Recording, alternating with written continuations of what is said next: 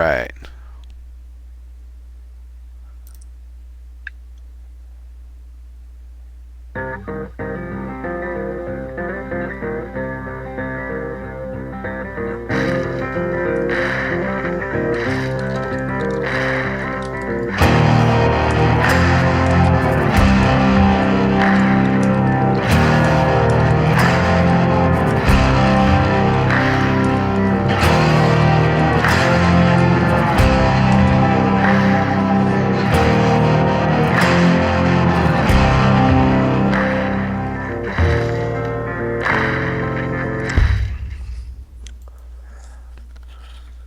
Hello, everybody, and welcome to today's episode of H1Z1 Dead Feature Rant. I am Zombie Legendary Neurotoxin.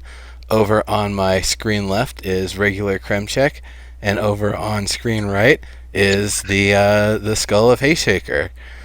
So, welcome. We have some awesome stuff to talk about today. Of course, that video was part of a little bit of art that was done recently, and I kind of figured who better to talk about art in H1Z1 than, of course, our resident artist. So, not going to hold that mask there the entire time. We've got H1Z1 Jane, Hayshaker, the awesome artist in the community here. We have some awesome art to talk about here. So I can't remember. Have you done any fan art of zombie animals quite yet? Well, not zombie animals. I do have ravens in my last one, or crows in my last one, flying in the air, but they're not zombified. I have been thinking about doing the bear. I remember we discussed that at one time. You've done some pretty nice animal heads, though, right? That could be. Oh yeah, the rabbit head. The rabbit head on a stick. Yeah, actually, there was the zombified dead rabbit, the zombie rabbit head on a stick. Yeah, that was a meme that I helped try to, propagate a bit.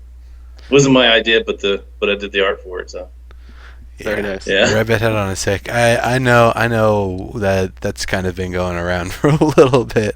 I've heard rabbit head on a stick. I've heard duck head on a stick. I've heard a few other ones.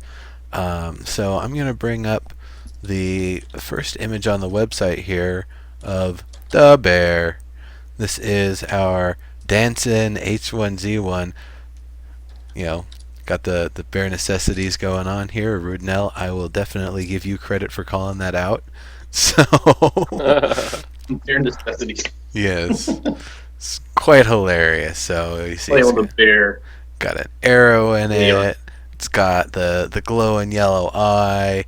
It's all kind of tore up around. You can see towards the leg here and towards the side.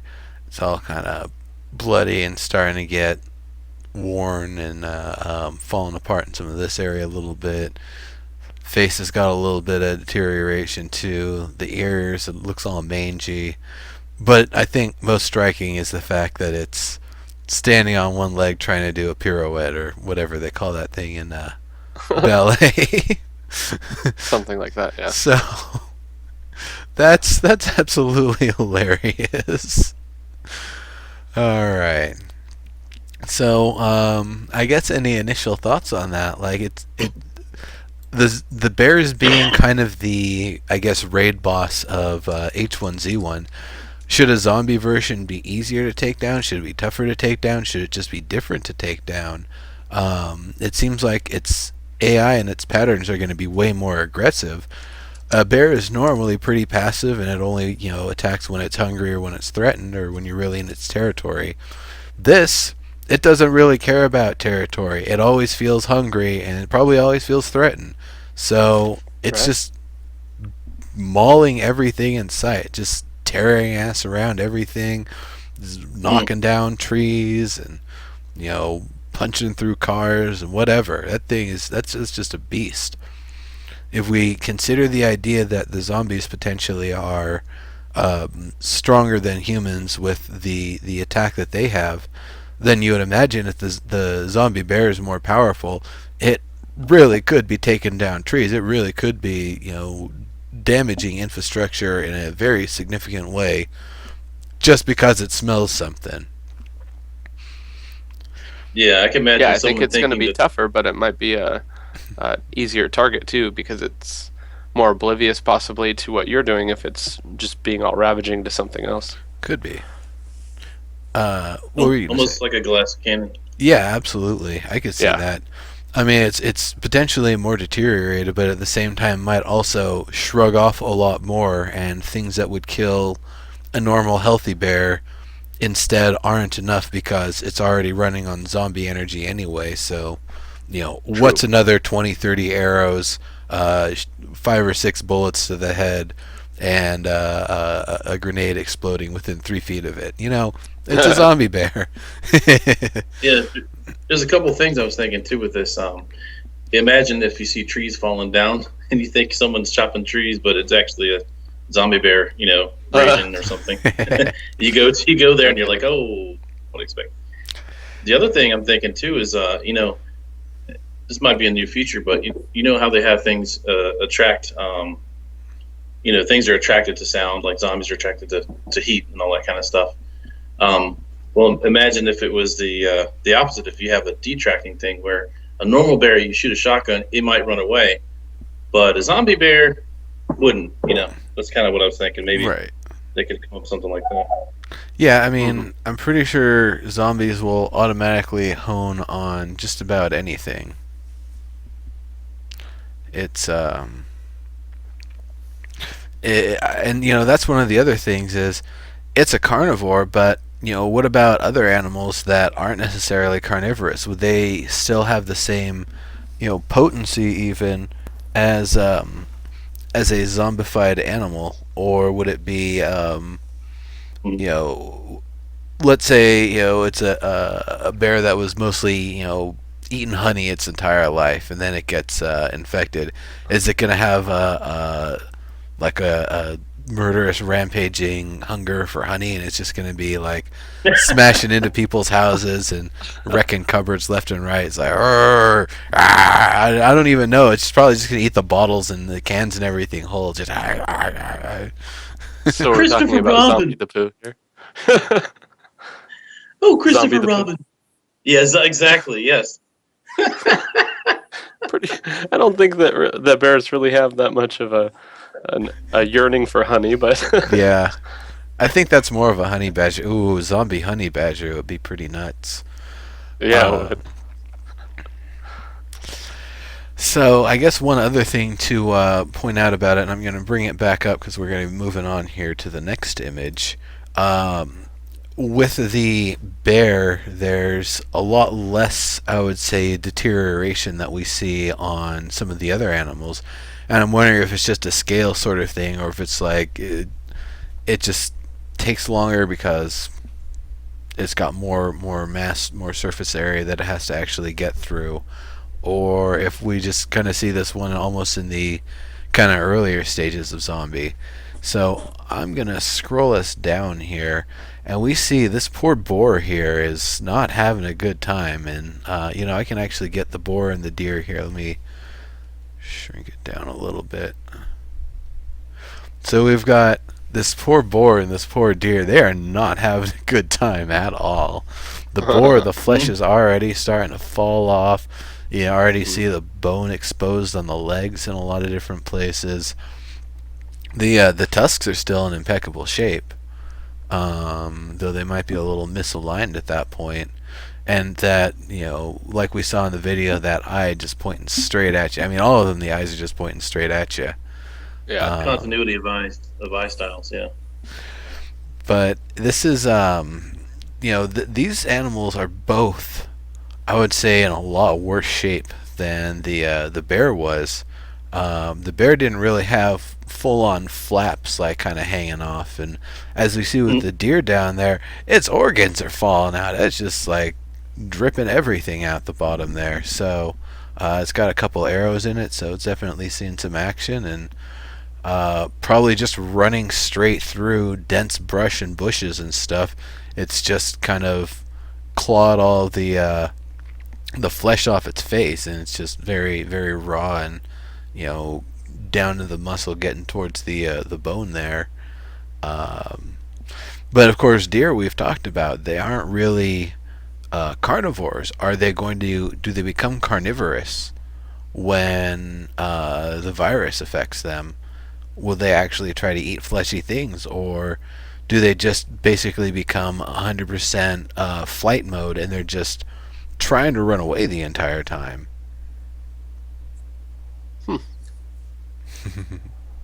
That's a good question. Yeah, it's yeah, flight mode, running, running all the time, harder to catch. Who would want to eat the flesh? I guess Yeah. Yeah, why would you want to catch them? Well, we wouldn't necessarily want to catch them, but a wolf might not care that much. A wolf sees, flesh is flesh. It's gonna eat a zombie. It's gonna eat a zombie deer. It's gonna eat a zombie boar. It doesn't care. That's true. That's true. So, I or other almost zombies. feel like it's like it's a weird way to phrase it. The zombie ecosystem, that everything can feast on everything because zombies don't care. Um, that's kind of an interesting feature, because if there's enough zombies in the world, all you need to do is stay somewhere safe, and they'll mostly feast off each other. Right. Aside from the occasional one that kind of strays close to your borders. I think that might be one of the reasons why there would potentially want to be some limit on how much animals can actually get infected, because it really would potentially turn to a situation where there's no viable meat out there because everything's already getting infected and already getting chased down by everything else, and that which doesn't get infected gets eaten. So finding a healthy animal might be extremely difficult at that point. Animals have no idea about health and pathology and stuff, so they don't know. Is pathology the study of pathogens? Sounds right. Yeah, I think that they're gonna have a much worse time if they can actually get infected, and if their infection can happen easily, because they have no idea what's going on. They're just terracing around, eating everything, or running away from everything, because that which they thought was one of their kin or whatever, one of their pack or whatever, is now just trying to gnaw on everybody, and one or two of them that had gotten gnawed on the past, start turning themselves.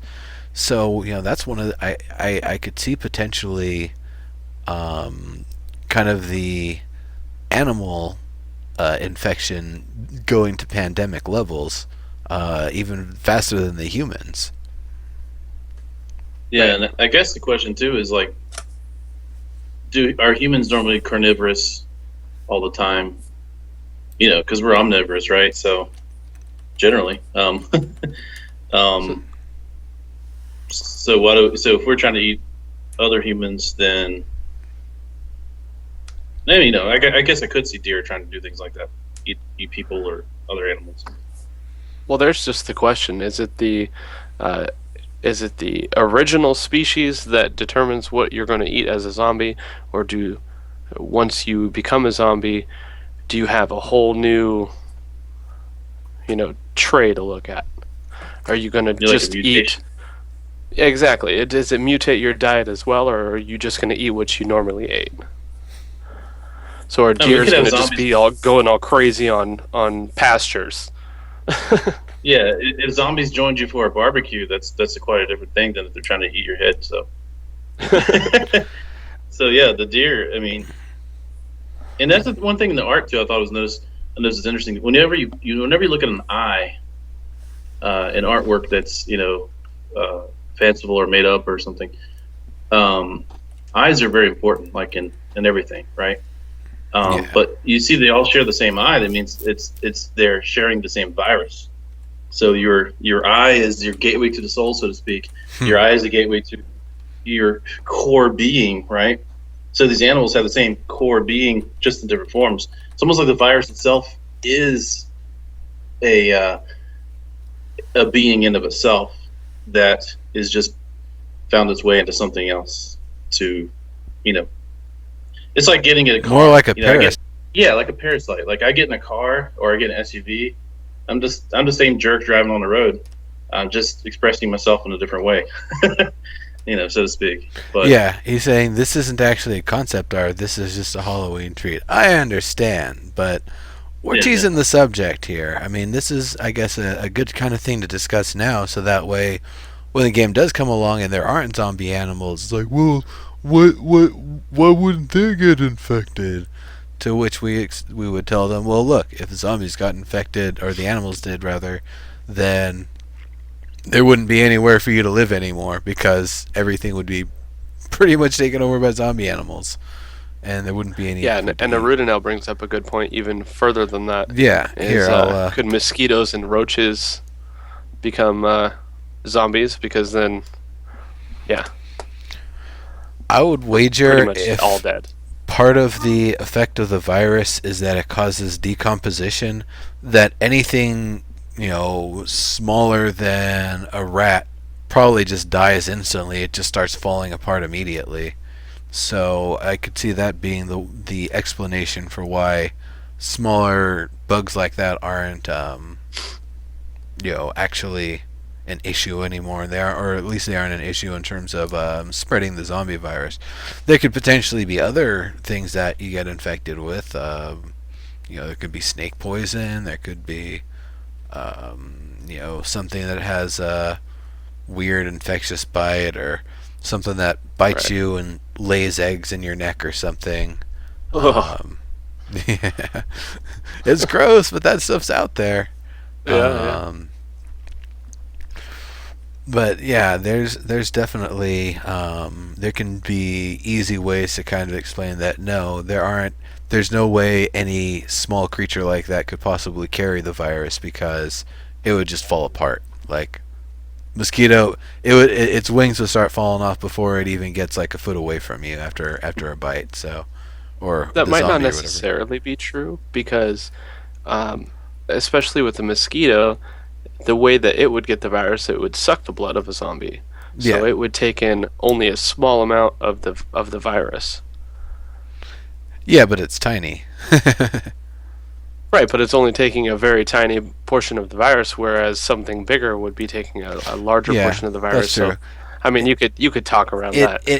I guess it matters how it works. If it's like if it affects surface area or whatever. I would imagine that's why the bear would take a lot longer versus a mosquito. It would just fall apart instantly. Like, it wouldn't last that long. And it's kind of smaller things have an accelerated lifespan, or accelerated kind of life cycle, I should say. Right. First one, then the other. But yeah, I can definitely see that being, one more factor into it. Yeah. All right.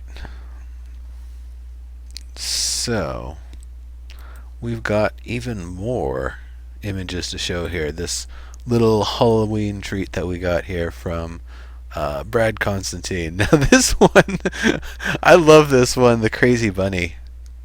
Zombie bunny. I like this one too. Because I just want to put like some real sharp teeth in it and just throw it at people. Like, embed some razor blades in its jaw or something and throw it at people. It's already a zombie, so it's not going to care that much. But I don't know, once again, if it's really a potent aggressor, or if it's just running around until it dies or gets eaten by something. That just seems like a very funny situation to me. The zombie bunny. The zombie bunny. I mean, if you think about what bunnies are known for, yeah, and then like a zombie, yeah, it's like a bunch of zombie. But I don't know. It just seems very like you could make a lot of funny things out of zombie bunnies. I could see an unlucky rabbit's foot keychain. Yeah, yeah. Bad luck sort of thing. It's a rabbit from Monty Python, right? The big pointy teeth. Yeah, the exactly, purple bunny. Has huge teeth like swords. Yes. Yeah. Love that. That's definitely something that's kind of permeated pop culture and everything else ever since. What's up?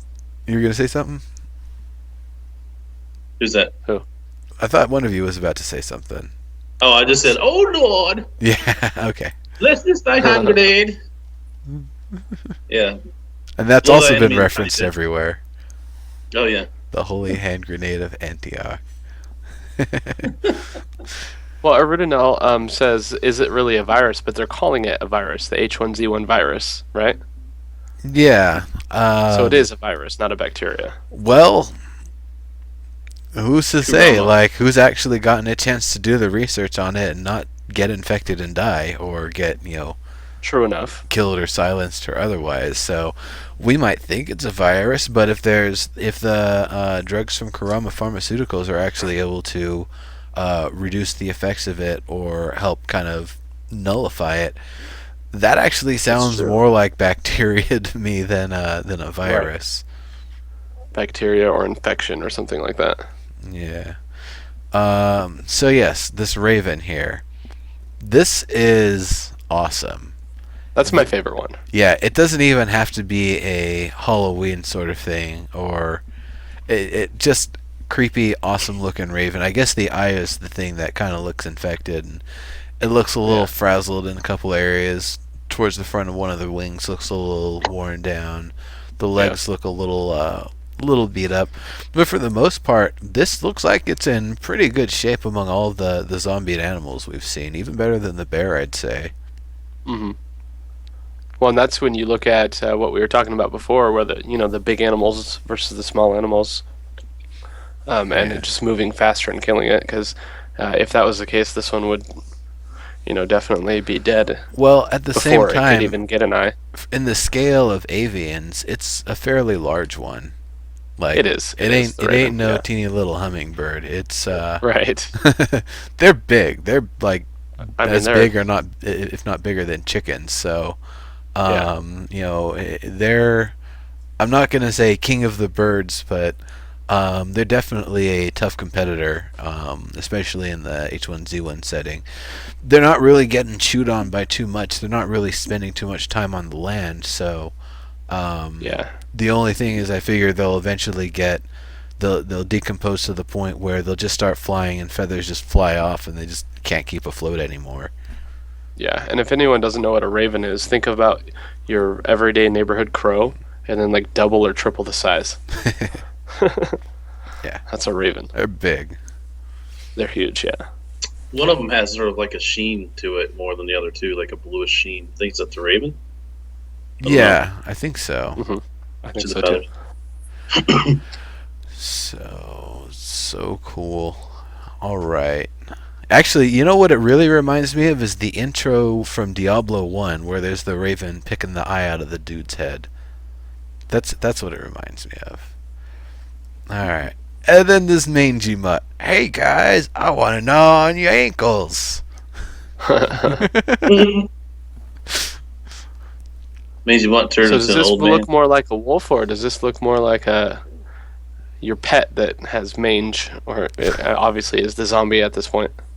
Yeah, it looks like a mangy wolf. Honestly, that's kind of what I'm getting from it here. You can see some of the patchiness with the fur. I don't know what's going on behind the back ear there. It looks kind of weird. You can see all four of the paws are starting to get real beat up because I'm sure they use it for a lot of stuff, trying to beat on a lot of things, and it just probably gets caught on a lot of rocks and other sorts of stuff, so it's just starting to fall apart. See, towards the hindquarters, there's a flap of skin starting to peel away a bit. It's got some of that wear around the kind of the side of the ribs, like we saw with the deer. Mm-hmm. But unlike the deer, it's holding up a little better. It isn't just dripping out everywhere. Right. Then again, it also hasn't been hit by a bunch of arrows yet, so. Right. Or attacked by wolves. Yeah, attacked by other wolves, yeah. I like that one too. Up to a 4-foot wingspan. Yeah, that's it's pretty big. I see Alley Cat says, so happy they're not eating anything right now. I'm actually feeling kind of hungry watching this. It's making me feel a little, I don't know why. I don't know. Maybe I've been exposed to it too much. Yeah. I don't know. I've seen enough of this stuff. It's if I was actually looking at it in person, I think that'd be a little different. But this is this is clearly art that's been made for a video game. Some of the autopsy photos I had to see to try to get a little more realism in some of the pictures. Oh my gosh, not fun. Yeah, I understand that there's a lot of that sort of stuff that's looked into, and I can agree. It definitely doesn't sound like the most appetizing sort of part of the job. But then again, if you're striving for realism and getting it right, you got to do it right. You got to get good reference and go with it. That's true. Mm-hmm. One of the worst mistakes I made on the internet one night was looking at celebrity autopsies. Oh, gross. Yeah. So bad, so bad. 3 beards in a dream. Yeah, actually, I don't think I've ever been on. I haven't been on this webcast with the beard yet, so this is the beard version for me. Most of the time. That's right. That's right. You were more of the clean shaven hay shaker from the picture the last time you were on here. So yeah, I think you were like 5 o'clock shadow hay shaker last time. Yeah, I just need a cigar, and I'll be all right. But I got a hat this time.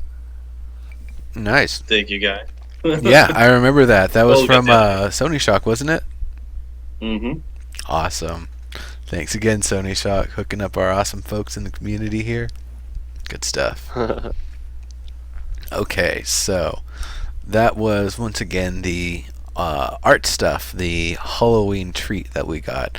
None of that is representative of anything that's actually going to go in the game as of yet, but that doesn't mean it isn't potentially a possibility somewhere down the road. Maybe their own T-shirts or something. Yeah, there you go.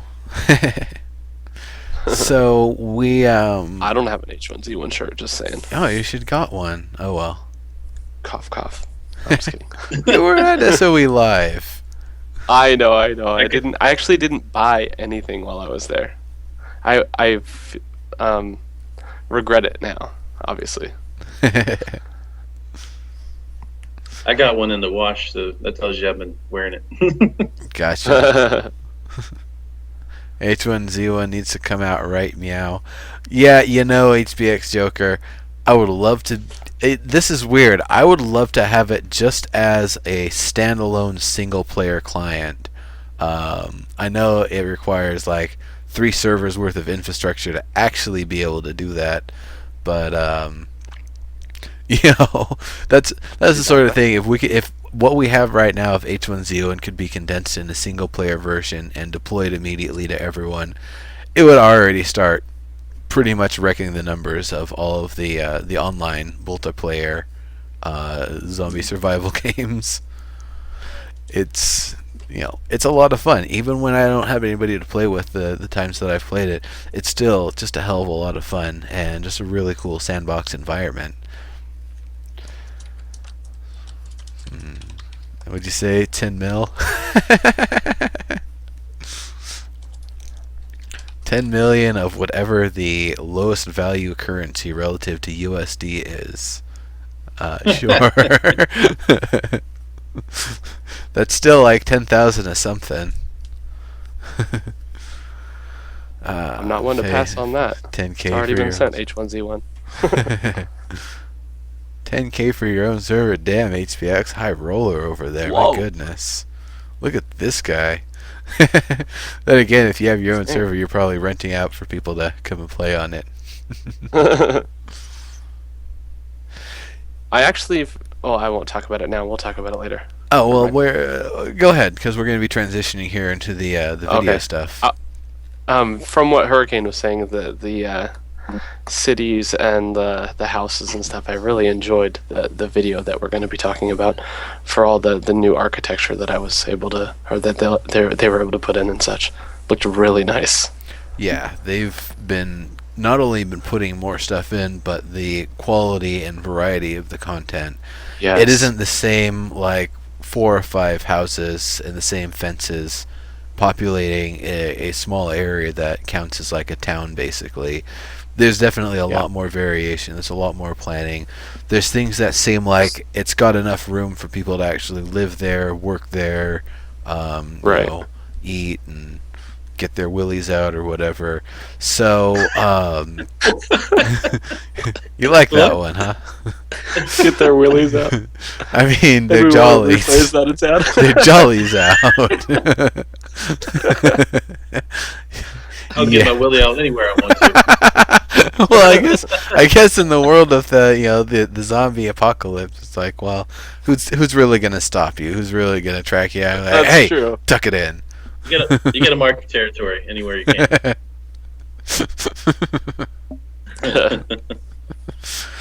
Yeah, so we definitely did see a lot of nice stuff though in that Extra Life playthrough. I got to watch the first half in pretty decent detail. The second half, I was kind of working and doing stuff and trying to get ready for some things, but I kind of glanced over it a little bit. I kind of understand what's going on.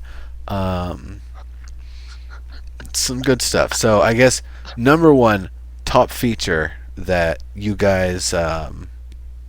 What's the biggest thing that you saw that you hadn't seen before or hadn't seen done in this way before? From the new video? Yeah. I thought the new lighting system was pretty boss. That looked really, really nice. It's definitely something that they had been improving over the past few builds, so I'm really glad to see that stuff come in. Alley Cat, PC via Steam initially for early access, and eventually they want to get it on PS4, but there's no absolute guarantees on that. Caesar, you're a goofball. Anyway, so yeah, the features. Hey Shaker, what would you say was the number one feature that you saw in there? I liked how dark it was, and when he had a light out, when Greg had the light out, you could see that. Oh, it stopped. You know, the torch, the radius of where the light went. Oh my gosh, there is darkness beyond that. You can't tell what's coming up next. So that really added to the creepiness and the anticipation and strategy of everything, of how you approach the whole game. Yeah. I like seeing that they had that. Yeah. That, and I would say the actual proper light and dark. The build we saw at SOE Live and PAX, and I think we even saw that same build at the NVIDIA Game 24 event, was basically night was dark or night was bright and day was bright rather. So it was really hard to tell what phase you were in, and when it was snowing, because everything is kind of black and white when it's dark, and everything is kind of black and white when it's snowing, I couldn't tell if it was day or night, and it was really, really weird. So we've now got the new lighting systems in. Sony's saying we now have the light adjusted lighting, so if you're in dark for a bit, you see dark a little better if you're in light. That's so cool. So that actually means we would be able to use light sources as kind of a powerful tool. Somebody's coming up, they're rolling up on your place, they're coming to attack. You flip on 3 or 4 floodlights, they're going to be blinded for a moment. You have a perfect view of them, open fire. That's I can see that being very, very, very useful, being able to temporarily blind people when you catch them in the dark. That actually means the flashlight becomes kind of a tactical weapon. If you have it in your hand and you just flip the light right on right as you get in someone's face, they're going to be distracted for a moment, then you use the flashlight to bash them in the face. Right. Yeah. That's pretty awesome. Cool. I like that a lot. Sony is saying exactly, Nero. That definitely, I'm glad for the sort of stuff that we're going to be getting. Large explosion and be blinded by it. So that was something that I had asked about in the past. Muzzle flash and the actual sound of the bullet being fired. The muzzle flash, is that something, if you're in darkness and someone shoots a gun near your face, is that going to blind you for a moment? And are we gonna get the actual like blindedness, like the rods and the cones having the purple and trying to readjust and see things again properly, or is it just going to be kind of really bright or really dark for a moment until things kind of fade how they normally would? Because I'd love to see that thing, like, you know, when someone flashes a camera or whatever, and you've got that little square in your vision. I'd love to have that effect when something bright goes off when you've been looking in darkness for a while. I was just about to say how epic that would be. Like for like 10 minutes, you just like seeing that. Yeah, I think that would be great. I think that would make a lot of sense. So cool. Well, Remio, it's one of those things like you and your buddies are trying to clear out a building, and your buddy behind you fires a pistol right by your shoulder. Not only would your ears be ringing for a while, and I really hope that they would be, but you know the flash going right by your face, the side of your screen over there should totally have the that kind of weird light effect going on until you you know, maybe a couple minutes till it's worn off. You could take it a step further if you have a gun that's shot right by your ear or something. That when you're on the in-game voice chat and you're talking, you're actually talking louder because that's the effect that it would have because you're not able to hear. I'd love that. That would be awesome. That reminds me of something from the show Archer. But anyway, sorry, Jane, were you gonna say something? You yell at the guy next to you, "Dumb idiot! What are you doing?" And you keep screaming. I can't hear anything, and you don't hear the zombie coming, and all of a sudden there's a horde comes and takes you all out because you're, you know, whatever, or even not even that, just the other players hunting other players, you know. So yeah, I can imagine getting mad at somebody, you know, yelling at them, and then that's what kills you. Yeah, I think Sony Shock, it's a lot different if you're aiming down the barrel and firing than if you're perpendicular or aiming at the muzzle flash when it goes off. I think, you know, if you're aiming down the barrel and you're firing, you're seeing just a little bit of it. Most of it's being obscured by the firearm, versus if somebody, you know, fires a firearm right next to your face.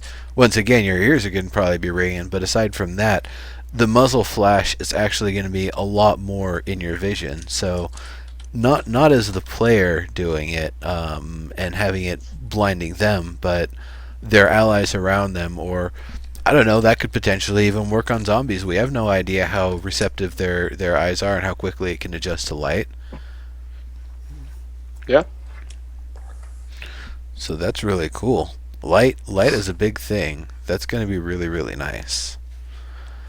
Forge light. Yeah, Sony has a point that if they mess with the in-game voice, that everyone will just do alternate voice. I know I'm going to just stick to in-game voice for the most part because I want to kind of be in it. Like, it's going to be weird for me because it's, you know, talking to my audience versus talking to the people in-game and having to manage different audio channels. That alone is going to be kind of a weird sort of thing. I haven't even really thought about, you know, whether I want to do an external system or not. That's true. One thing that they could do for that is if they like had a button that we could hit that would click off our in-game voice, so we could actually stream at the same time. It's like if F1 clicked off in-game voice, so we can actually talk, and then we just click it back on when we're not talking to the stream. I mean, okay, so here's an idea that I've had, and it's something that's going to be hard to pull off because it's dependent on somebody who might get frustrated. Monthly manhunts. Basically, somebody from the community, probably a prominent streamer, pick them. Every time you kill them, take a screenshot of it, and the person who submits the most screenshots of kills on that person gets a station cash prize. And just do it every month. I've already got a lot of ideas in mind for, like, probably my first 12 targets, and we'll see where things are at in the community after that. That'll be fun. So, you know, that's one of the things I'm really going to encourage, that people just use the in-game chat, because it takes some of the sport out of a manhunt if everybody's using TeamSpeak and, you know, all these for sure. crazy tactical coordinations. It means a lot more if, you know, you're that one guy that, you know, say, hold on, give me 5 minutes, and then 5 minutes later you've got a screenshot of you shooting an arrow in the back of the person's head. It's like, ha, look at that. I like Rootnail's idea to He says to encourage in-game voice, perhaps use the breathing system from the hunting game that Sony was playing. Take a deep breath and hold it, and it steadies the weapon. Nice. That sounds pretty cool. So we have a video here, and once it gets through the ad, I'm going to bring it up. This one is from Sony Shock.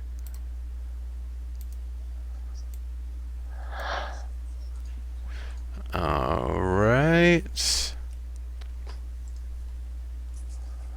That was a pretty healthy shock.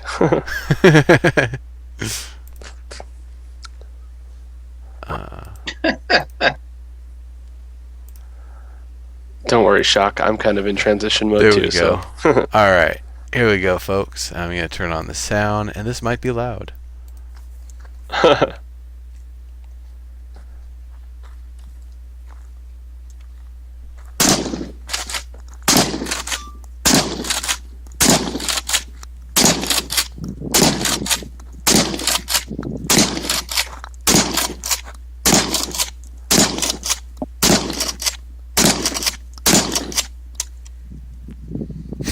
Done. Nice shooting. Nice shooting, Tex.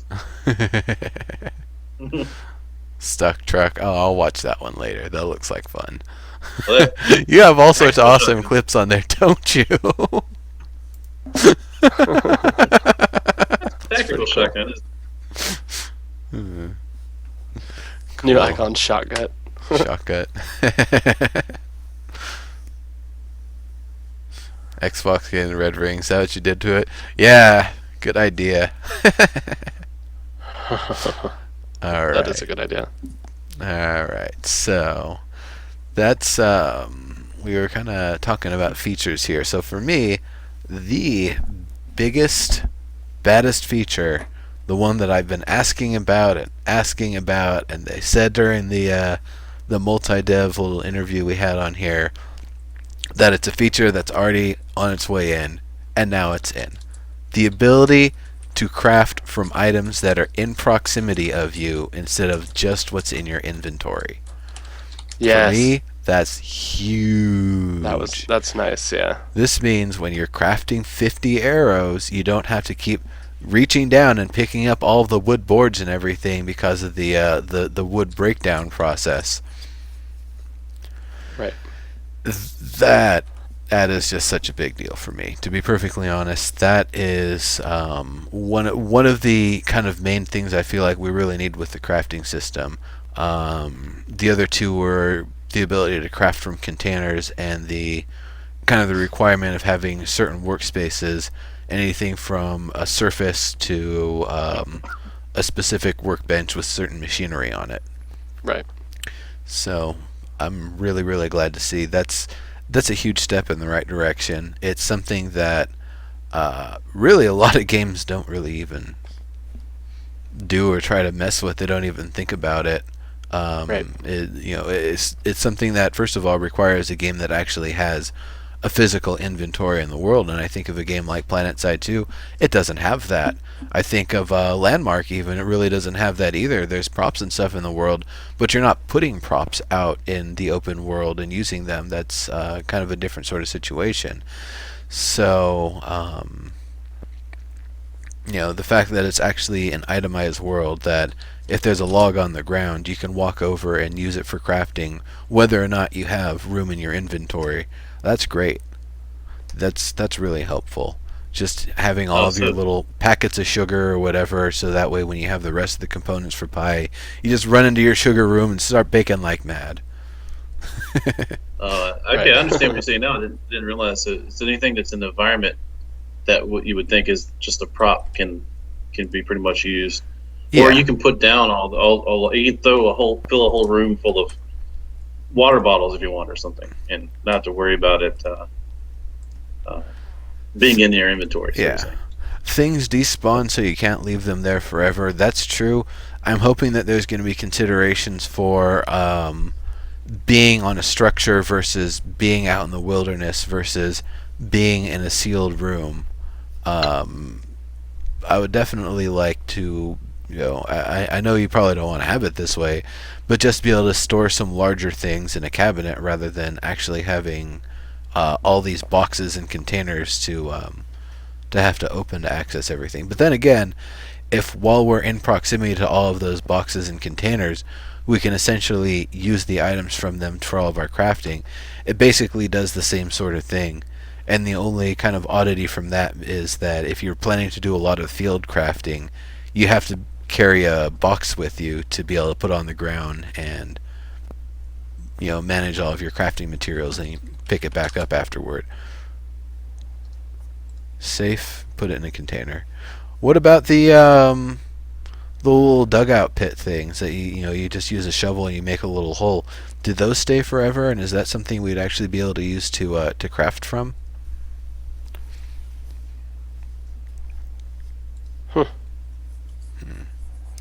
But either way, I'm really, really happy for that. That's a great feature. Yeah, that is a great feature. You gotta put your junk in the trunk. Yep. So what else did we saw, or what else did we see earlier? We saw the what's it called? The attacks, the combat versus I guess aggressive versus non-aggressive states or whatever. So that way, if you're actually if you want to attack somebody, you actually have to go in your combat stance, and if you don't want to attack somebody, you stay out of your combat stance. Now, this actually brings me all the way back to Ultima Online, where you press tab to go from interact mode to combat mode, and it was the bane of many interactions when I accidentally hit tab, or I was actually in the wrong state when I went to go talk to somebody, and then ended up attacking them, and then had the guards called on me, because the guards will insta-jib you in that game. So the active passive state was definitely it was kind of a weird thing in that. Here, it's a little bit of a different sort of thing, because there's no guards. If you're doing an RPing thing, or if you are just kind of worried because someone who was just doing the cornholio now has their bow out, it's definitely something that adds a lot more of a visual communication from a distance. Yeah, whether or not they're actually trying to come at you as an aggressor, or whether they're just passing by. And I could see there being potentially other things, like if you have a weapon out, I could see your run speed being limited. And I've done tests with this before. Try to sprint full speed with nothing in your hands, no problem. Try to sprint or run full speed with a rifle or something that you're carrying in both hands. Right. That it's very encumbering. Your entire balance is thrown off. You don't have the same mobility with your arms, so they're not swinging back and forth, helping as a counterbalance. So if you're in an active combat state and you're trying to chase someone down, you shouldn't probably be able to move nearly as fast as if they're in a passive state and they're just trying to run for their lives. Yeah, you're going to run probably about 60 to 75% speed with something if you have something in both hands. Yeah. It's like running with no arms, Yeah, well, exactly. It's the idea that your arms are counterbalancing your legs, but if you've got something that you're holding, not only are your arms not doing that for you, but you've got this extra kind of forward bias with your mass, your center of gravity, because you're holding something in front of you. Right. So it sounds like there's potentially going to be some of that actually factoring into it. So awesome. That's what I'm getting from that yep there. I'm hoping that's actually the case.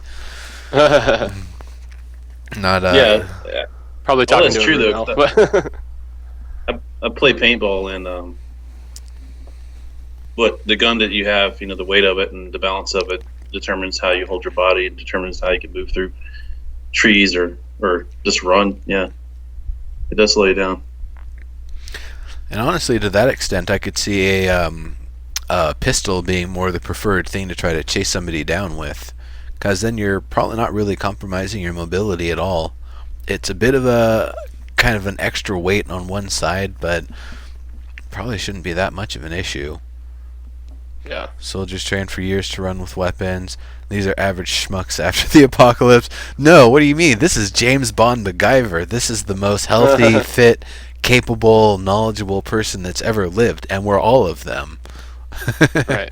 That's I don't think soldiers run full speed with their weapons No, either, even though they train for years. You can just never get full speed. Schmucks get better though. Schmucks Eventually schmucks do get better. I mean, you look at Walking Dead. I was trying to get caught up and I missed like a couple seasons, but last night I was watching how these guys, man, they were killing. They were really efficient at killing zombies with any object they had. So they got really good. The survivors are good. The ones who made it through all the crap, they had all the training.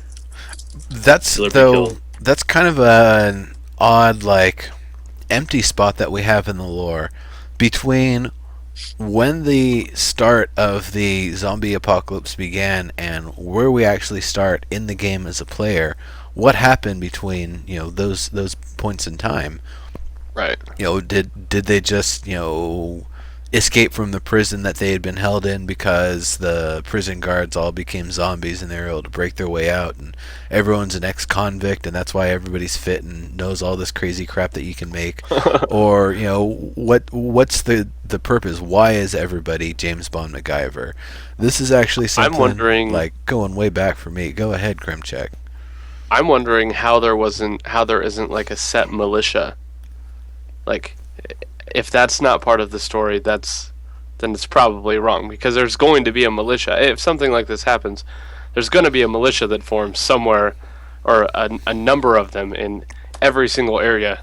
There's going to be a militia of people that are out there training to do this, and that might be, if it's not part of the story, then it should be, because that's what's really going to happen, and that could be why everyone's so fit and able out here. Or maybe the militias are the ones dropping things from planes. It's not military necessarily. That's true. But militia. That's true. So here's something weird. It's almost like not a contrast, but where we allegedly start is more in the northwest. Now, if somebody meant northeast and they said northwest, please do correct. That's northwest. Yeah. So Route 14. If we start in the northwest, that Route 14 area, but all of the stuff that Double D was talking about was more on the East Coast. I think he had actually mentioned Nashville towards the end of it. Completely far, long way away, and I don't believe he ever made it towards the west. I think he was all towards the like the northeast east area for the most part during his adventures. So we know out in that area there are the runners. We know there's the caravan.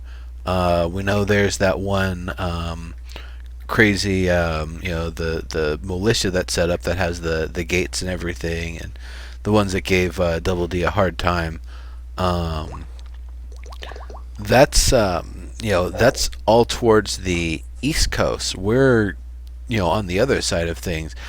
We really don't have any lore or representation of what's going on, where things are at, and how they developed in that area. So it's something that is actually really, really interesting, and I'm really hoping we'll get more details on that with the next Survivor Radio, because from what I understand, the next Survivor Radio might not be Double D. It might be someone else, or maybe it is Double D, or maybe Double D died and somebody took up his notes and is like, all right, well, I'll play this stuff on the radio, and then it's going to be all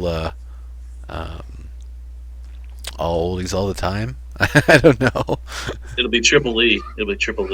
Triple E. I don't know.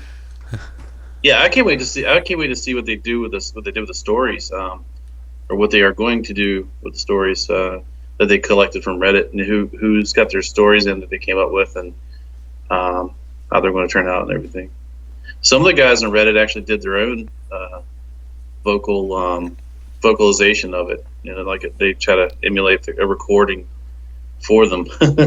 So one of the guys did it. I created a little thing on SoundCloud. It's a group for musicians and people doing voice acting for H1Z1, like a fan group, and I got one of the guys in there that did his story. Like he did a recording of his voice as the character for one of those kind of recordings. So I don't know. I hope more people do that kind of thing. It's fun. It's fun to see what people come up with. There was a comment I saw up there that I actually wanted to address here. Caesar saying you could run with a rifle in one hand. I've been running with a two-hand sword in one hand, and it works fine for a short distance. I could see that. I mean, I could see potentially. Once again, you're not going to have as much of the counterbalance effect, but I could see at least something that you're not holding it here, but you're holding it up here. You might be able to get a little bit more balance, especially if what you're planning to do is swing it through somebody when you get there. But yeah, there's different ways to hold things. It's just the balancing act of how much do we want to have different carrying positions and firing positions and that sort of stuff be a thing in the game. Do you want to actually have the tactical position where you're laying, basically, here's a curb, you're laying here, just kind of poking up over the side of it with your gun to get a look and get a shot? Are we going to have that tactical firing position? Probably not. So, some amount of stuff is going to be not watered down, but made more concise and less options and variation, just because aside from being different animations and all the controls and stuff to access them properly, it's one of those things where it's a detail that they could put the effort there, or they could put the effort in a different feature. It would be amazing. Well, it'd be cool. I mean, people would also say actually having to clear out a gun jam and having to take a gun apart and do all the maintenance and swapping out the firing mechanism for one that's got a different action on it, or retuning the trigger to be more of a hair trigger, or it's got a bit more of a squeeze to it.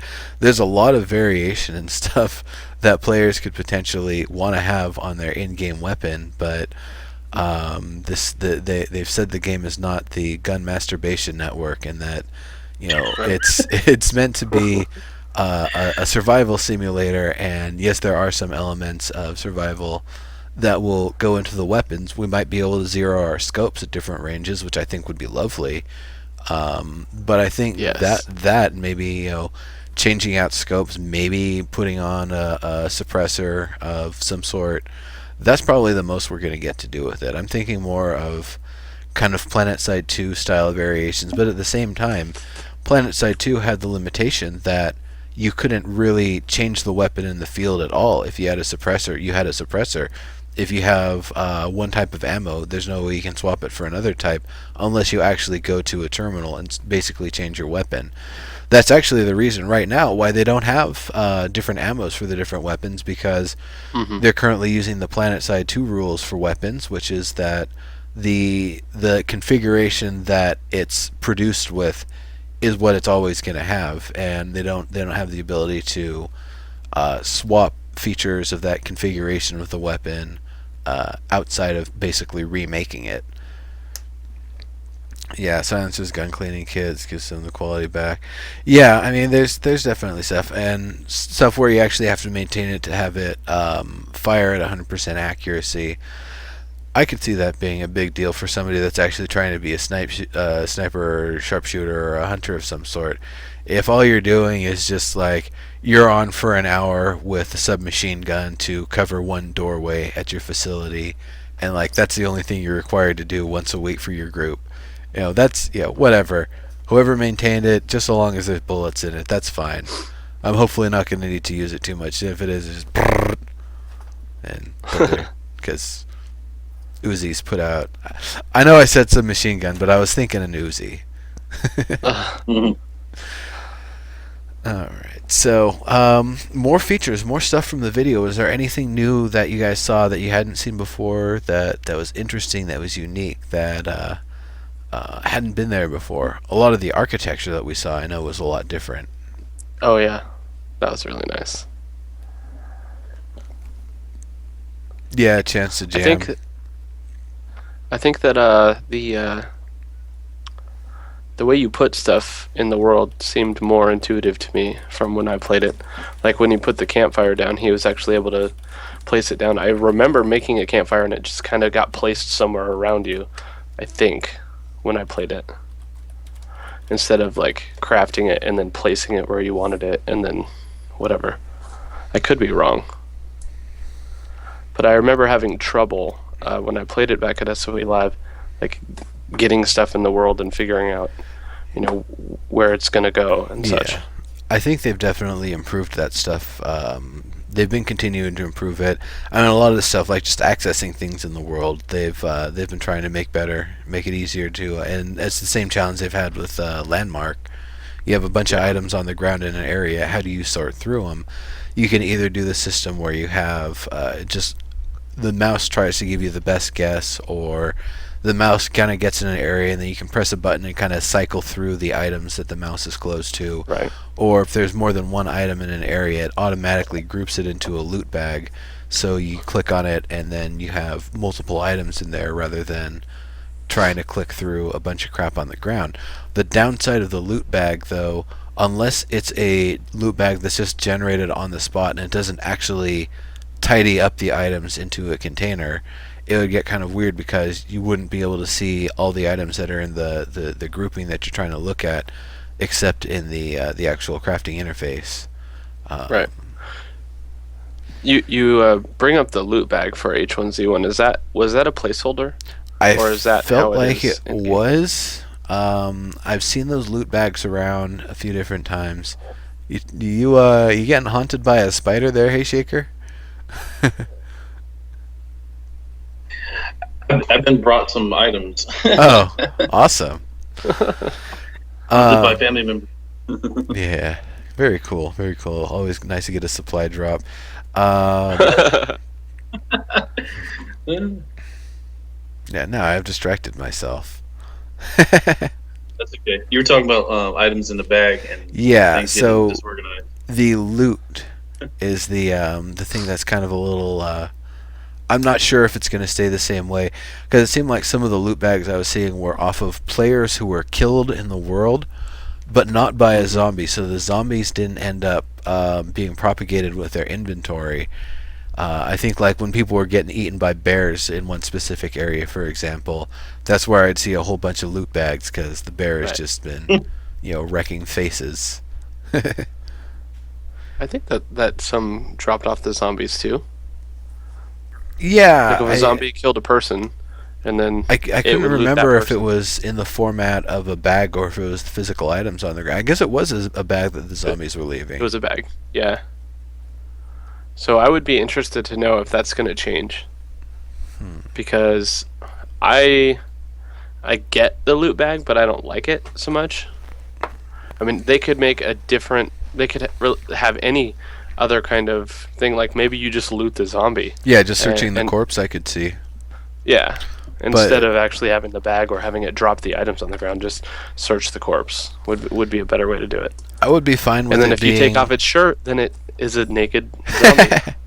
Well, for me, I would be fine if it was like a, not necessarily loot the corpse for 100% of it. It's maybe if there's not a lot of things around, you kill it and you can loot the corpse.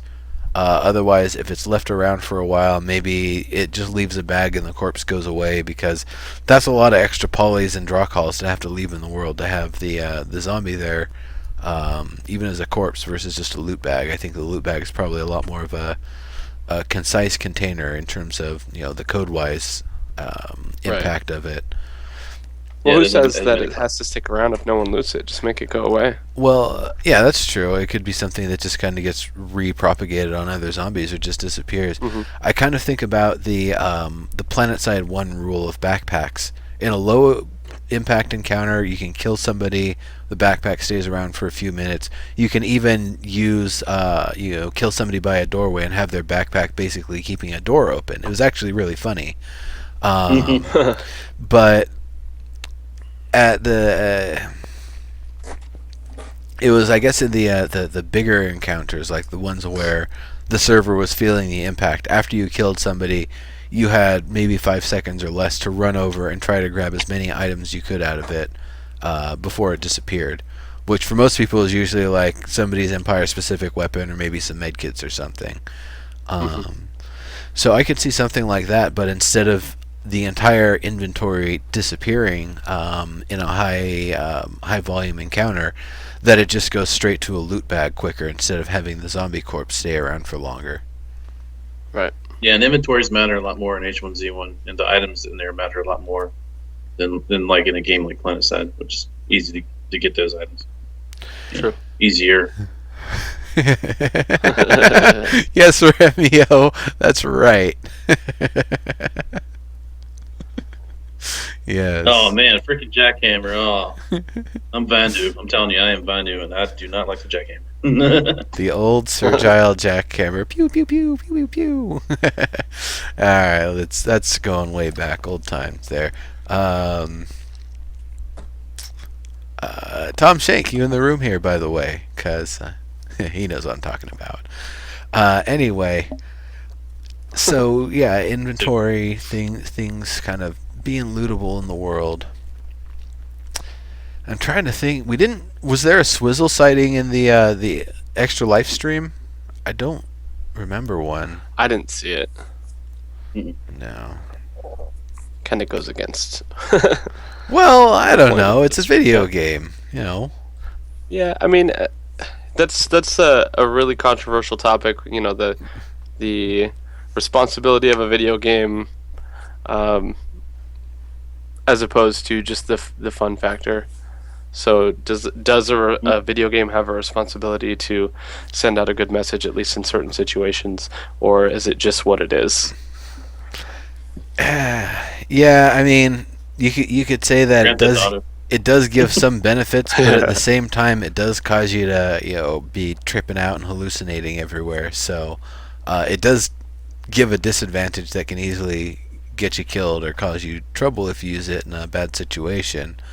Right. Concussion grenades and EMPs do that to you. Yeah.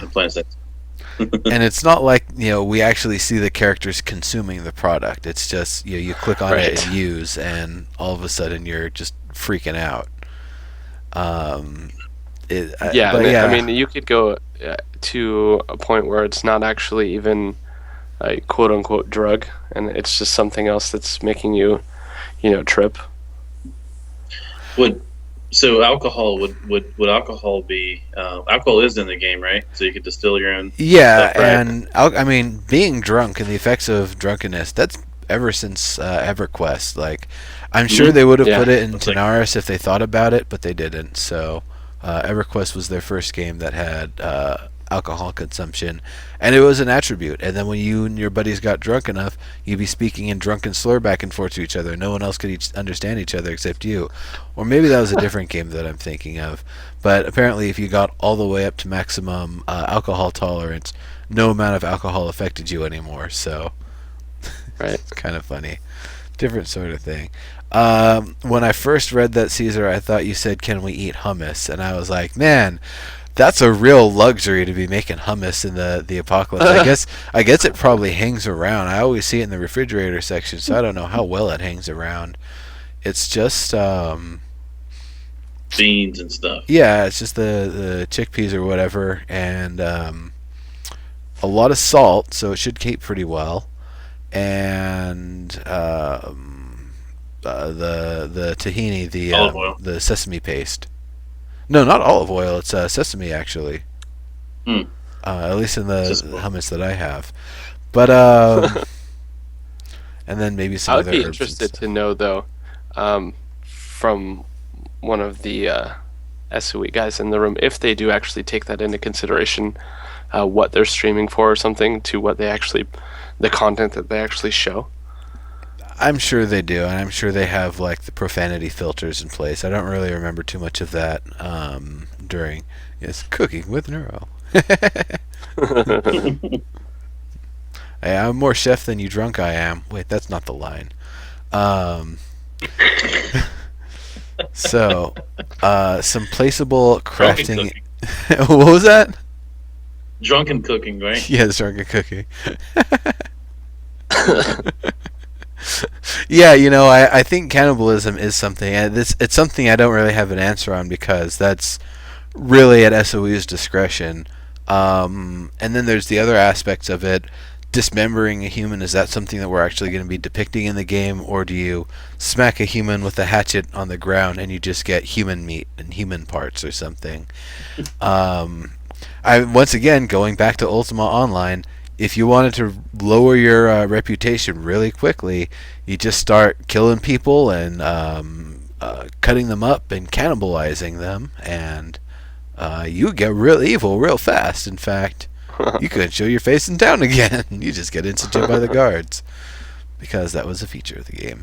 So I definitely think it'd be an interesting feature to allow for cannibalism. I always recommend against it, even cooked human meat. Like, humans are really filthy animals, and we carry a lot of pathogens that affect other humans pretty effectively. Like it's kind of stringy too. Yeah, I would imagine. I've heard the phrase "long pork." Long pig. Yep. So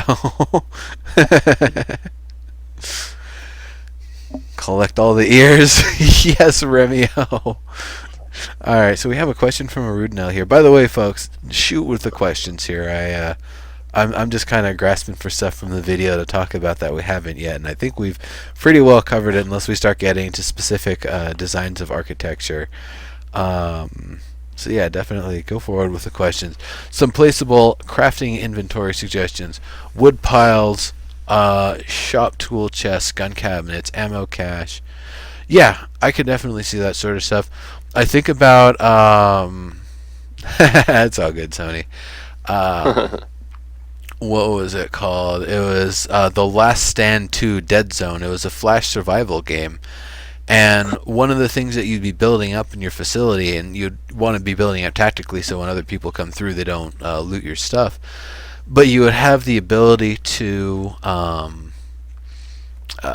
build up different types of storage facilities, and those would be your permanent storage. So building a cabinet that, while it looks a little open and loose in terms of accessing it, it's definitely a solid crafting container. I could see something like that, something where it's actually art states to it. Like, maybe it doesn't actually have representation, but you've got your scrap metal bucket, and as you put more scrap metal and more metal parts, I-beams, that sort of stuff in it, the kind of volume of what's filling it starts to get larger and larger and larger, and those could just be really easy animation states and not actually representing the actual objects. And I'd probably prefer that, because representing the actual objects would be a lot of draw calls that would really hurt our performance, and they wouldn't like that either. See you later, Mr. Greg Henniger. Have a good one. Thank you very much for coming through. Drink the blood of your slain foes from their skulls. Humans can only drink about 4 ounces of human blood before you start getting sick and puking. Don't ask me why I know that. Don't worry, I won't. One thing that I took from the video. No, hold on, real quick, Caesar. Long pork is a term to use to refer to humans and cannibalism for a long, long time. Did not want to cut you off, but I definitely wanted to say that there. Kremchak, go right ahead. Oh, no problem. Who was it that was playing on the video again? On which video? For the thing? I think that was Greg. For the Extra Life. Yeah, okay, that was Greg on there. So, I thought it was funny that he kept calling these houses Aladdin-y. Yeah, I got two things from that. One, this guy's never seen Aladdin. And, well, I guess I only got one thing. This guy's never seen Aladdin. Those houses just looked like houses. They didn't really look really Aladdin-y to me. It was kind of funny. I just heard that and I was like, wait, what? Aladdin-y? Well, I saw maybe a little slight bit of Middle Eastern architecture. A little bit. Even Southwest Asian, but a little bit, not full on, right. Palace with the giant gold domes on its status. Nothing like that. Right. I just thought it was funny. I was like, wait, no, it doesn't. Okay, so we've got a question here from Crossblink. It is actually a double question. What wild animals are in the game? So let me bring back the page here and give you the hilarious recap. Are these all animals that are in the game, though? Yeah, these are all animals we're going to be seeing in the game. So we've got the bear. This is a zombie bear. The boar. This is an unfortunate zombie boar. The deer. This is a very unfortunate zombie deer. The bunny. Poor little guy. And oops.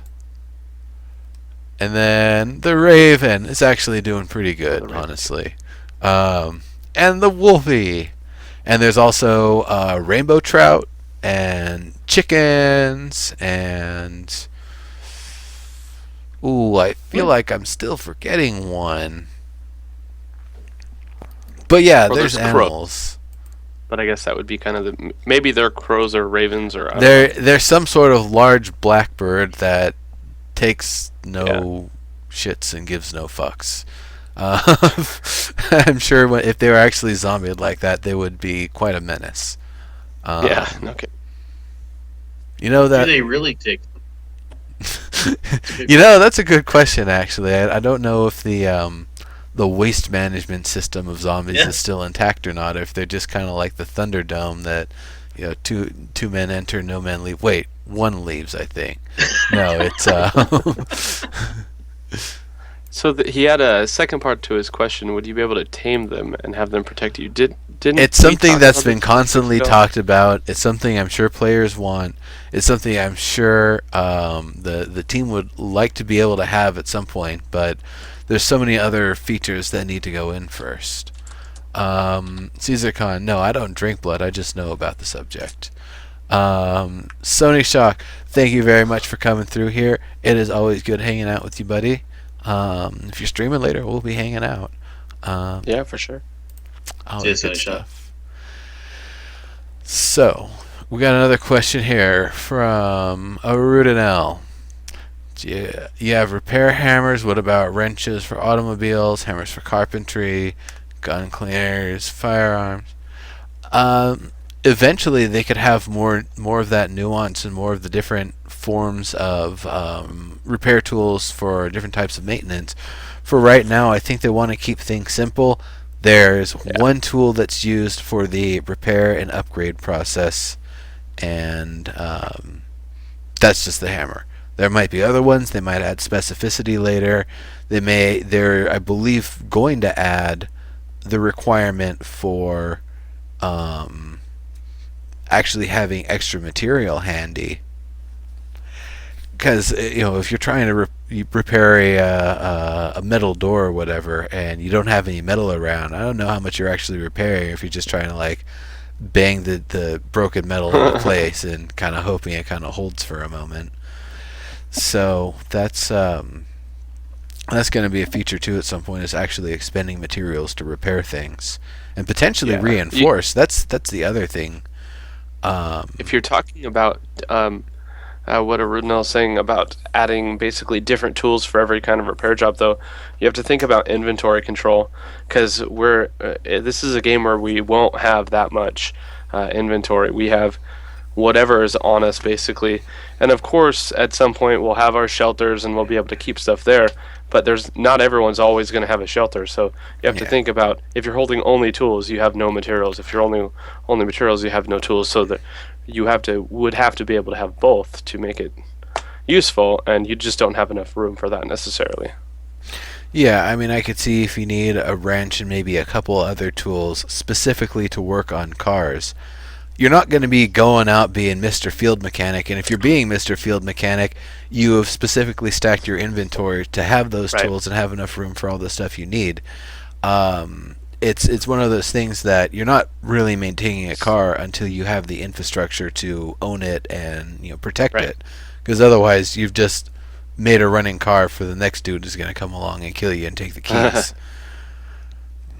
I could definitely, and with all this, I could definitely see roles being kind of established, and the community can say, "Well, you're structure."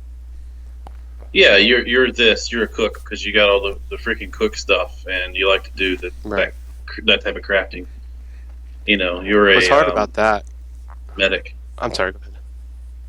Yeah, just like you're the medic. You're the this, or everyone kind of falls into their role, almost like you have in the team-based online games like PlanetSide 2, except it's not. You kind of have to figure it out. It's people are going to feel it out based upon the items they can craft and use. Yeah. What's hard about that is that if you have that community going and you have roles like that, what if your cook decides he's not going to play the game or his computer breaks or something? Then nobody has food and you all die. Fortunately, everybody is James Bond MacGyver, so if your tech person takes a little hiatus for, a week or two or whatever, you're not left without tech. You just need to have somebody else spend a little bit more time learning the rest of the recipes involved. Bring someone new into the clan. all of the equipment. And it's not like that stuff isn't potentially knowable. It isn't like, oh crap, we lost our tech person. Quick, somebody look up the H1Z1 recipe wiki and start getting to. Here's a box of all the things you'll need to research to be able to do it.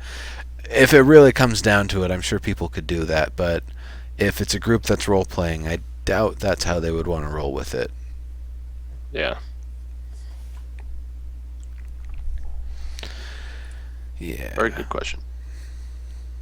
Operation protects the wrenches and the spark plugs. Yeah, and it's definitely one of those things. It's you're going to carry some of the equipment for the situation that you're in. If you've already got a settlement, you've already got a lot of the stuff that you would normally need kind of tucked away. You don't have to go out and scour for it in the world. Likewise, there are things that you are going to carry on. You're going to carry a water bottle or two. You're going to carry a compass. You're going to carry a lighter. No matter where you're at, you're always going to need to be able to, contain and drink water, light a fire. You're probably always going to need a weapon, and you're probably always going to need to know where you're at. So there's some things I could see people having as like their checklist of essentials, and that might be a bigger or smaller checklist depending on the person. Somebody could be like, yeah, my entire 20 slot backpack is full of just what I need to get around, and I put all of the stuff that I'm finding in the world in my hat and my shoes and my shirt and my pants and everything else, my fanny pack. It's something where it depends on what's going to be available and what sort of stuff people are really going to be carrying around. I think about when I was playing World of Warcraft that I used to have pretty much my entire inventory full all of the time. As an engineer, I not only had to have all the ores and all the metals that I was working with, but there are also a lot of prerequisite parts, little sprockets and gizmos that I needed to make for the larger things. So I would have pretty much my entire inventory full all the time, and it really made it hard to, do anything. Like I'd have to make room in my inventory before I go into some sort of a dungeon or instance, because I know it's going to fill up really quickly the few slots that I have available. Right. So you're going to be the most worthless person H1Z1 ever, since my character will be a psychiatrist and a poet. Yeah, actually, you might do pretty well. I think the challenge of that would be fun, though. That whole role-playing something that's doesn't necessarily have anything to do with game mechanics. Yeah. It's fun. It reminds me of picking the Jester in the Dragon Quest series as one of the classes of one of the people in your party. Sometimes they would attack. Sometimes they would just kind of sit around and sing a song and tell some jokes. And they were really, really, really useless. That's true. In fact, Nintendo Power actually had a challenge on the little game cards that they had in their magazine. If you could get to a certain point in the game with 3 jokers in your party, that was like super advanced. But at the same time, not the same sort of thing here. Everybody is James Bond MacGyver. If you want to roleplay a poet psychiatrist who doesn't really do well with firearms, this is the space for it. The zombie survival games, the survival sandbox games in general, I have seen so much role playing from those, far more than I usually see in something that's a traditional RPG like EverQuest or World of Warcraft or the DCUO. I don't really see a lot of people actually getting into character in the same way as they do in a survival sandbox. Mm-hmm. So it's definitely an interesting sort of situation with those. Let's see. Did we see any other questions here? Morning, guys. What's going on today? Just a little bit of dead feature rant. Chicas 411. Folks, questions. Shoot them out there. Either of you guys, if you have anything that you wanted to say, you want to suggest, you wanted to bring up, you want to talk bad about because the devs are now gone for a moment, go for it. I don't recommend that one, but it's a rant show. The teachers are out of the room. We can misbehave now, right? I'm gonna fart in her coffee. Never seen RP in DCUO. Yeah. The most RPing I see people do is the customization of their avatar. Beyond that, not really. I like to RP when even when it's not an RP type game. I mean, I think the fun of that is getting people involved. I think my quick like I've done RP where you write up this whole thing and it's like your story and you kind of integrate that to how you act and you do that. Say like second the Secret World or something, right? You can do some of that. There's a big RP community there. But a game like PlanetSide 2, there's no RP really, except I do that sometimes in Chow. And you get people involved. And okay. They think you're just trying to yell at them. There is that one outfit that has their weekly raid events or whatever, where they have the person that gives a big old speech beforehand and gets everybody psyched up. I can't remember what group it is, but that's probably the most RPing I've ever really seen. Other than that, it's like, I guess the closest thing to RPing is when somebody hits you with a vehicle that you then chase them down with C4 and blow their vehicle up.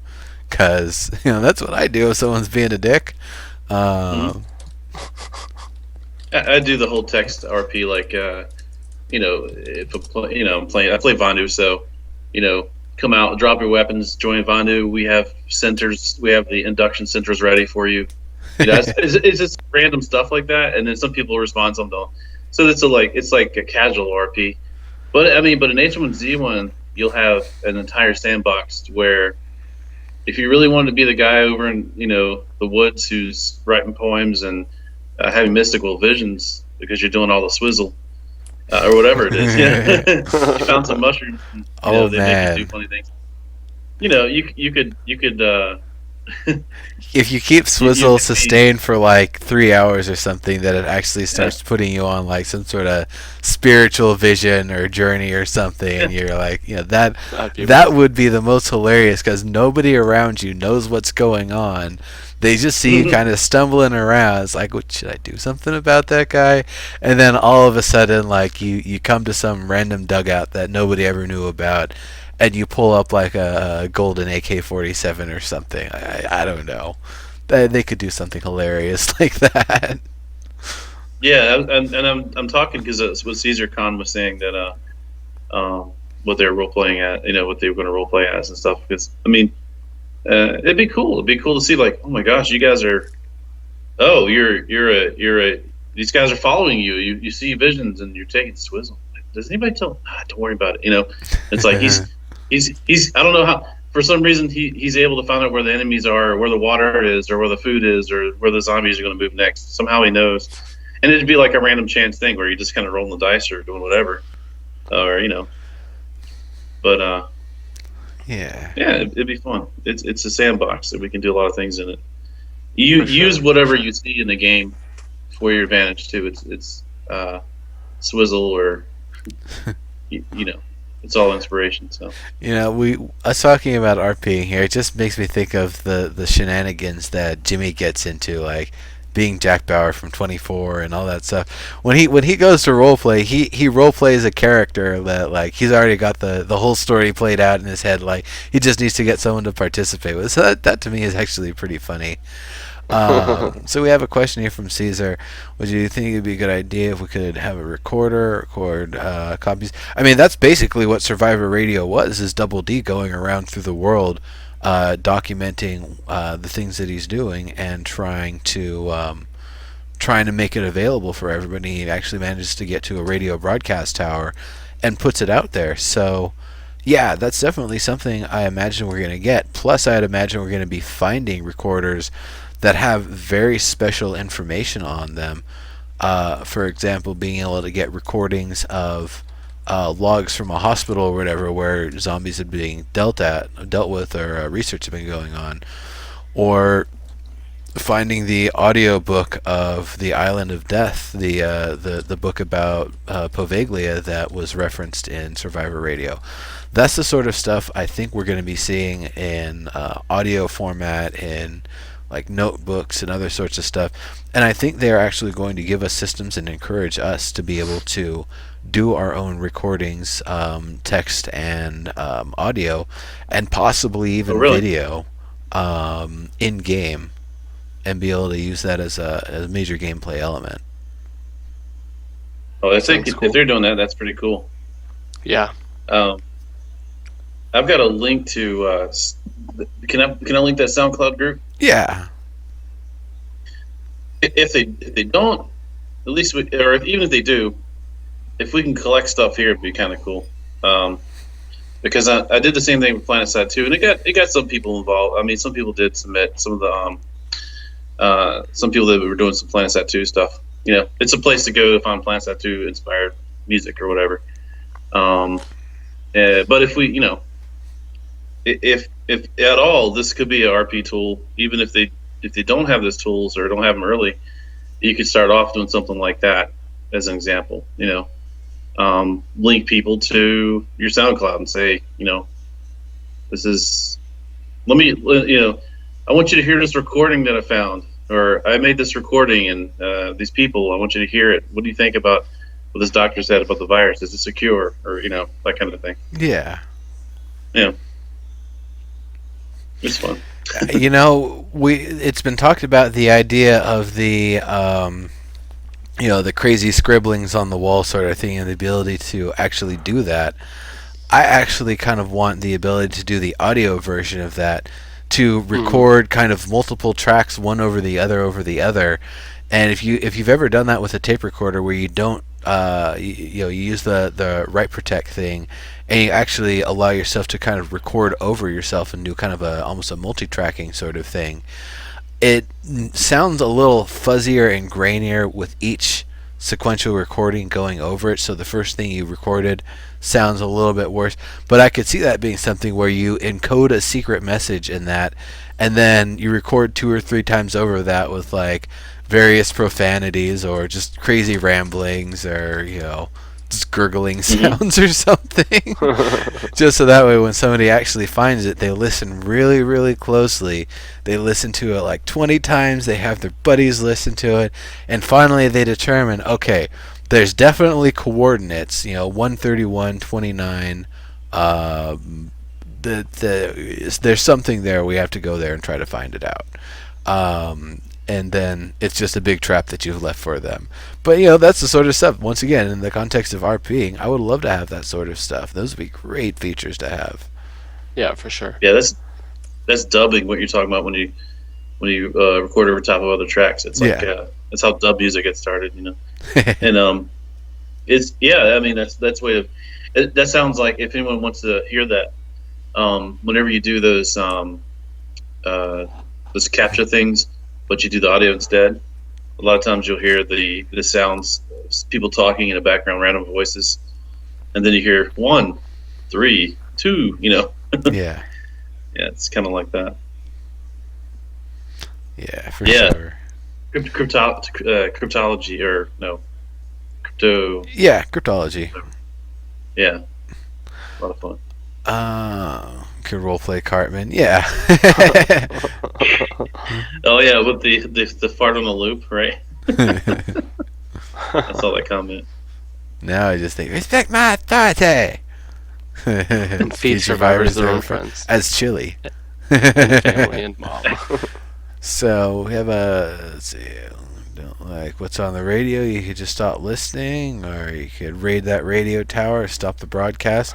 Yeah, I think that's one of those things a radio tower that actually exists in the game is going to be a combat hotspot because everybody's going to want it. Mm-hmm. That's, I think, going to be one of the big contested things. And I don't know if they can do this as a server-to-server thing. I'd love to see them have where all the water towers are located in the game, swap out 2 water towers on every server with a radio tower randomly. Mm-hmm. Mm-hmm. So that way the radio towers aren't in the same place on every server, but there's something you can kind of use because it's going to be a tall thing that's going to be useful as a landmark. So it'll kind of fulfill the same sort of need. I don't know if we'll actually be able to access water towers and collect water from them. That would be awesome. Or go live in one, an empty one. Yeah, oh yeah. Snipers.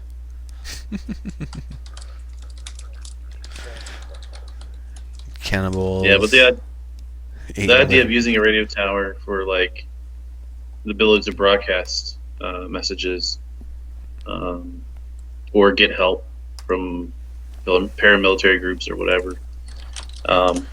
But I think the radio tower definitely should require some type of founding of technology.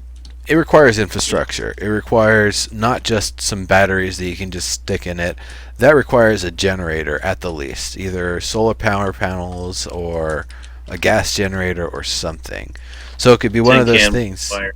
Yeah, where like the only way, like, yeah, oh yeah, we'd love to have you broadcast that 15-minute recording you've got there. You just need to bring us like 20 gallons of biodiesel because that's what it takes to run the thing for 15 minutes and put out a broadcast. Mm-hmm. So as soon as you come through with that, we can do something real nice. Until then, see ya. So do you think I know the technology's there, but do you think they have plans to have audio, like an audio broadcaster, or is this just text? Or because you said that you think they were going to have tools for us to create video recordings or video. I don't know how much we're going to be able to do with audio. I think we'll probably be able to do a lot more with, and I think we'll be able to kind of do like Double D did, where you record your stuff on a tape recorder as you go around, and then finally find a way to transmit it from a radio tower and be able to spread the word to anybody who has an active radio that's running. That would be cool. And just say, hey, come to the the place where you see the 2 twin peaks and where the sun sets and the water tower is leaning to the side. We have rations. Come join us. And that's how you could be good or bad, but yeah. Either way, yeah. Of course, they could also be bad. They could be like, oh, hell yeah, we're going to raid them. We got like 20 guns up in here. Smoke signal fires would be great. I'm sure we're going to be able to see smoke from a distance. So that would definitely be a really awesome feature. Rudnell, bow drill. We've seen the bow drill. That's been around for a little while. Torch again. That's been around for a little while. That's bandage and animal fat, I believe. Simple bow, again, it's been around. Arrows have been around. Rattlesnake venom, they say, applies to the arrows. That means that they've actually retuned the ammo system, which means PlanetSide 2 could finally have the ability to hot swap your ammo in the field. They're probably not going to do it, but the technology exists now. They've got the functionality. Yeah. I really want to be able to see custom maps and write books. I really want to be able to do that too. Be able to take a map that already exists or just a piece of paper and start drawing on it. But I think that's something you would need a pen or a pencil, and I don't know if you would need a rangefinder or any other sorts of tools to actually be able to do proper cartography, because I don't know, it's probably a real special talent to be able to just kind of walk around in nature and sketch a map as you go.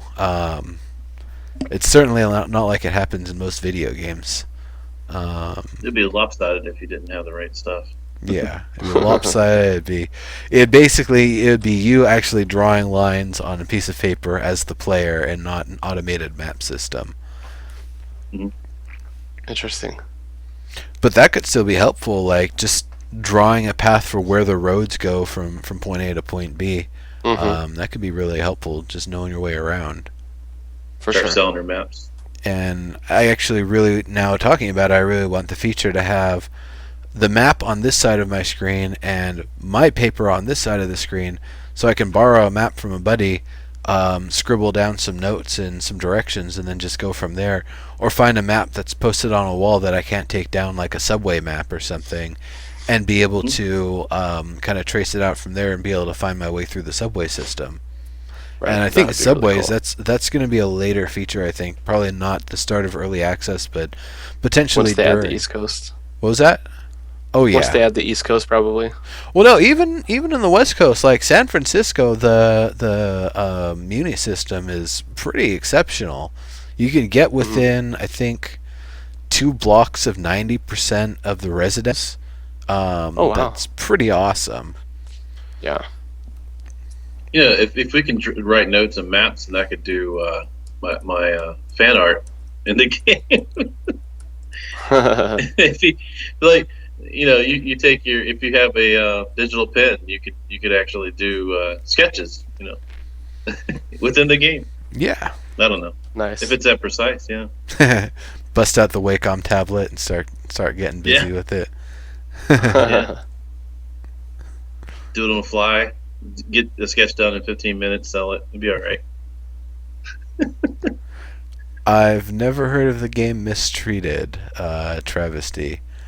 Don't know if I'm gonna look that one up. If it's anything like Hatred, I think I can pass that one. How Miscreated? Oh no! Once again, I haven't heard of that. That sounds a little more appealing though. I'll definitely have to look that up. We're actually getting towards the end of the show, so we're gonna answer one last question and then wrap it up. So, how about writing notes or books? Yes, I want that. I think they want that.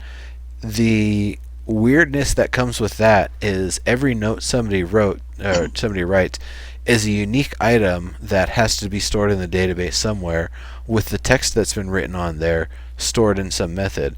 So I could see it being something where they would need to have a lot of the backend and everything set up for it. Go ahead, Rudnell, and we can check it out afterward here. Fun feature: leave yellow sticker notes on trees and stuff, creeping people out with insane messages. Yes, that would be fun. Looks just like H1Z1. Limit streamed it today. Good to know. Lyric. Oh. Hey, you and your typos. I'm guessing you're on a phone or something. That's no big deal. But yeah, we are most definitely at the end of our show here. So thank you all for coming. This has been a whole lot of fun. We had some dev love in the chat earlier. A lot of regulars in here. Rudinell, I'm looking to get you on here next week, my man. Nice. Of course, we have our awesome community artist here, Hey Shaker, H1Z1 Jane, following all the locations. Definitely. Especially that the Twitter, I would say, is the most important, because that's where you're going to get to see all the art as it comes out, and notifications when streams are going or anything like that. So if there's anywhere to follow H1Z1 Jane, probably Twitter. And over on screen left here, Kremchek. He's going to be a regular around these parts. I've already said that in past episodes. It shouldn't really be news to you folks at this point, but if it is news, then, watch the last 2 episodes. Alright. Cool deal. Any final words from you guys before we wrap up? Have an awesome Halloween. Indeed. Yeah, be safe. Get lots of tricks. Get lots of tricks. All right. Yeah, don't do that. And I am going to end us on the video that we saw for the intro. So let me bring that up here, and whoops, let me.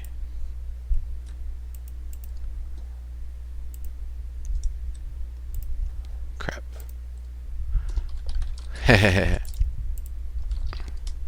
All right. I'll get it, I swear.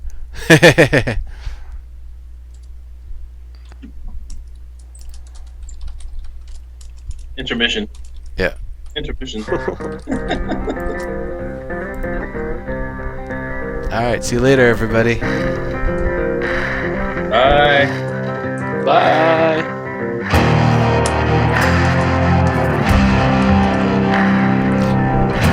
We're still on, by the way. So karaoke time? Buy some more.